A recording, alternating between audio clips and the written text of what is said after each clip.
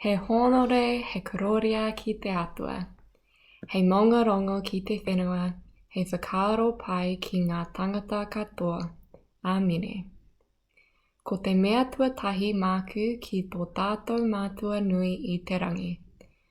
Ko ia rā te timatatanga me te whakamutunga o ngā mea katoa. Me mihi atu ki a rātou mā te hunga kua wheturangitia no reira I ngā mate. Haere koutou, haere koutou, haere koutou. Kia tātou te hunga ora, tēnā tātou katoa. Ko tēnei taku pepeha poto.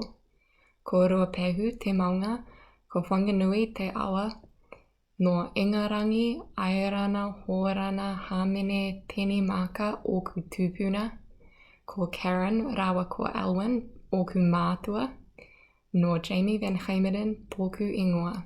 No reira, tēnā koutou, tēnā koutou, tēnā tātou katoa. It is great to be able to share with you all this morning. I want to acknowledge Baptist women and all those involved in organising this event, and particularly Heather Ameye-Bevers for all her hard work. It is an honour to be asked to share with you a bit about my work. I am a PhD student at Otago University working in ontology, which is the study of being, and freedom. And alongside that, I get the privilege of teaching at Carey Baptist College. I also spend my time co-editing an online platform called Metanoia, which engages in issues of contemporary life and Christian faith in Aotearoa, New Zealand. With the remainder of my time, I'm a new member of council in my worshipping community at Cityside Baptist in Auckland's Mount Eden. Growing up, I thought that I had never seen a woman do theology. In some senses, this was true. The church contexts I was in did not have women teaching, and this was the only time when I saw thoughtful theological reflection being done.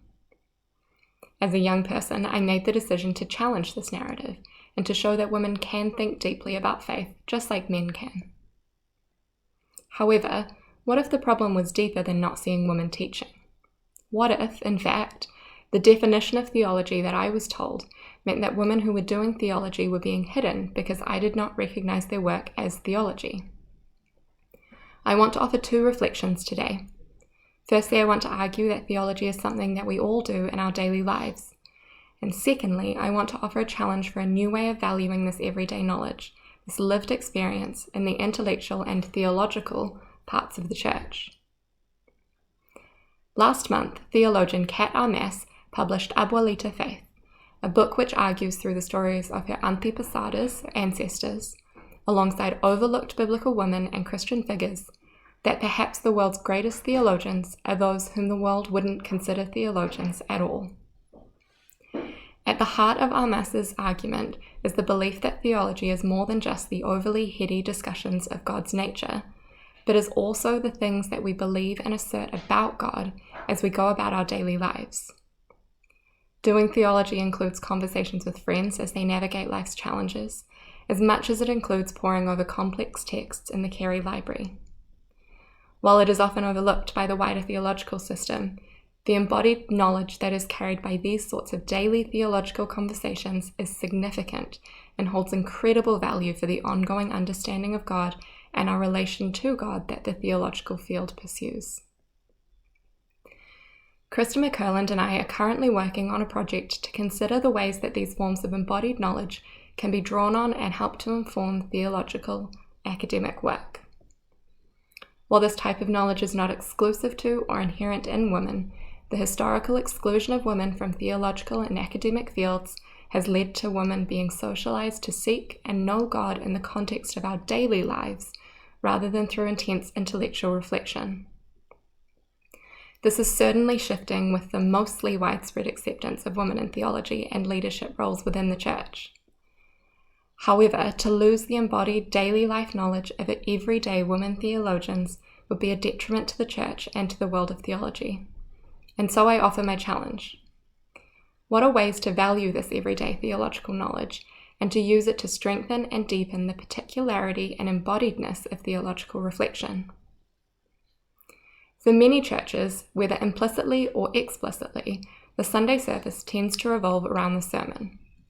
It generally occupies the largest time slot, and unlike other elements, is a non-negotiable. Historically, this has not been how churches have run, and it has a significant impact on the assumption I raised at the beginning. If the sermon is perceived as the main place where theology is done, then the flow-on effect is that areas of embodied theology are devalued. There are two simple ways that churches can challenge this narrative. The first is through a recognition of how God interacts with us in our particularity and embodiedness. Sermons are often written and presented by one person, an example of a self-sufficient model of approaching theology. However, collective approaches to theological knowledge are accounted to this self-sufficiency and allow for a challenge to the overly cerebral and disembodied intellectual approaches that sermons can prioritize. In a church context, this could mean a range of things, such as having a group that researches and gives input into the sermon or teaching content, or offering space for discussion and feedback during the service. Ultimately, it is about valuing the embodied and particular knowledges of the community and recognizing the contributions that these often overlooked theologians can make. Secondly, changing the way that we define our worship will help to shift the priorities of our community to recognize the practice of theology that is present in all our time together. At my church, the sermon is brief and is accompanied by an intercessory prayer, reflective practices, time in community, and thoughtful sharing. This is very Baptistly polyphonic. However, it is reflective of traditional liturgical practices in which the homily occupied part of the whole of gathered worship instead of being a focal point. In this way, hospitality, small group sharing, intercessory prayer, and the Eucharist become key parts of the collective embodied practice of theology. Looking back, I remember the woman that I criticized for not having a voice and just making tea after the service. While I'm certainly glad for women's voices being heard in churches more and more, I also want to acknowledge those who still make morning tea. These theologians are foundational to our churches and should be honored as cornerstones of faith and community formation. So I want to ask you this question. What can your churches do to ensure that all theologians and forms of theological knowledge are valued equally? Are there some small practices you could add or change in order to show the range of ways that theology is done? I look forward to hearing more as we discuss what ideas you might have. Thanks.